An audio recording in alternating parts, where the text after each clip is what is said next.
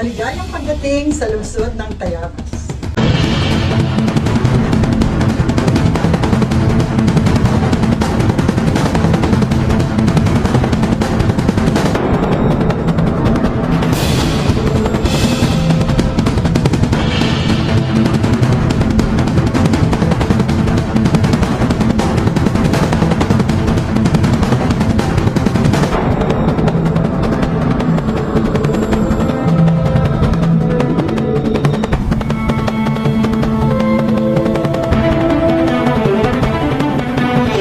Magandang buhay, tourists!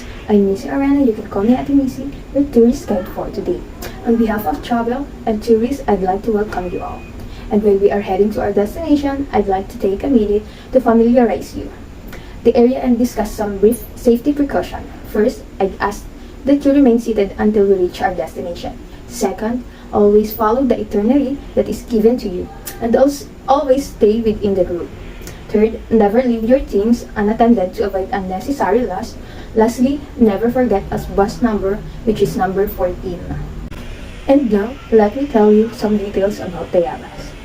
Officially known as the City of Tayabas, in Tagalog terms, Lungsod ng Tayabas, is a 6-class component city in the province of Quezon, Philippines. According to the 2022 census, it has a population of 112 and 658 people. Tayabas is also known for lambanog or coconut arak and sweet food delicacies, as well as a tourism resort. Tayabas is also known as the City of Festival because of its colorful festival. So now we are here on our first destination. Welcome to the famous word Minor Basilica of Saint Michael the Archangel. This is the biggest Catholic church in the entire Quezon province. Its captivating key-shaped architecture is one of the many things that draw people to it. Built on 1585, Minor Basilica of Saint Michael the Archangel became famous for having the longest ashley and centuries-old church bells. It also boasts of a clock in the belfry, which is thought to be one of the oldest in Asia. On July 31, 2001, the Basilica was declared a National Cultural Treasure by the National Museum of the Philippines. And now, let's go to our next destination, the Casa Comunidad de Tayabas. Casa Comunidad de Tayabas declared a National Historical Landmark in 1978. Casa Comunidad de Tayabas is actually the town old tribunal. It is also one of the Tayabas' most famous landmark. This was where Apolinario de la Cruz, better known as Hermano Pule, was sentenced to death by firing squad. Our third destination is the Malagonlong Bridge.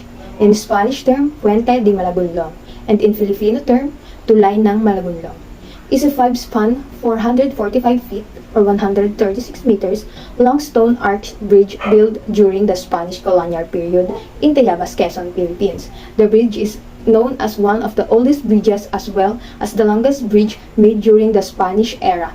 It was declared a National Cultural Treasure under the Historic Bridges of Tayabas on August 12, 2011. And for our fourth destination that attract you and you can bond with your family is the resort called Mainit Hot Spring. Natural hot spring has been converted into wading pool, is considered the only hot spring in Tayabas. It features some roof pools and relax and enjoy meaningfully conversation with your friends and loved ones. The second one is Nawawalang Paraiso and Hotel and Resort. This is a perfect paradise for travelers and vacationists. From the resort is the view of the Mount Banahaw. And now, I will tour you in the famous resto here in Tayabas, which called Food Trip at Kamayan sa Palaisdaan.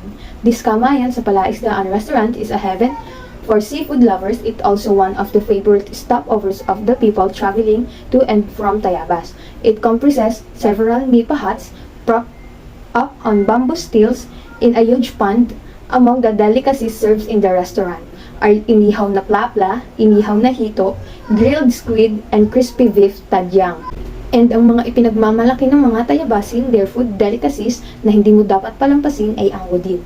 A visit to the province would not be completed without trying their own native delicacies famous in the most region in the Philippines in Quezon. They take in their budin, which is more commonly known as cassava cake. Budin is made with the fresh cassava, cheese, coconut milk, egg, and sugar. It's the perfect panghimagas or dessert to pair with the coffee at the end of the sumptuous meal. This cassava cake is usually sliced triangularly like a pizza, making it easy to eat a snack even when on the go. So for our second food delicacies here in Tayabas, it's called minukmok or nilpak. It is originated in Tayabas. This dessert has an interesting story you should know about. It's known to be a courtship ritual dish in the province, wherein the man would be able to spend time with the lady he's courting and her family. Through this dish, the man will have to pound ingredients while the lady is expected to mix the minokmok with a huge spoon. It has the superstition says that if the man hits the lady hand with a pestle they made for each other. Once the cooking over, the man shall present it to the lady's parents, and if it's good to the taste, he get the sweet's approval of courtship. Minokmok is made from cassava, coconut strip, sugar, peanut, and sugar. It's delicious desserts that you know for sure, made with love. And lastly, the most famous food delicacies here in Tayabas called yema cake. Did you know that the first ever yema cake was introduced by a small bake shop in Tayabas called Rodillas? It's now duplicated by various bake shops all over the country. But if you want to try the original, visit the Tayabas City and try the other local delicacies in Calle Budid. So these are just the 7 of the awesome things and places you can do and see in Tayabas City.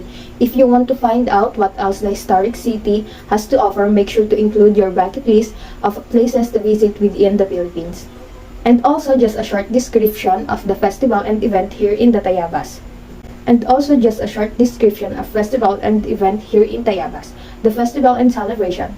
The first, commonly called Dayuhan sa Tayabas, a stellar attraction during month of May, where a grand, colorful, and fall sky parada, ang Baliskog, welcome a guest to Mayuhan Festival. Kog means ark, a welcome ark, a display of Baliskog made in indigenous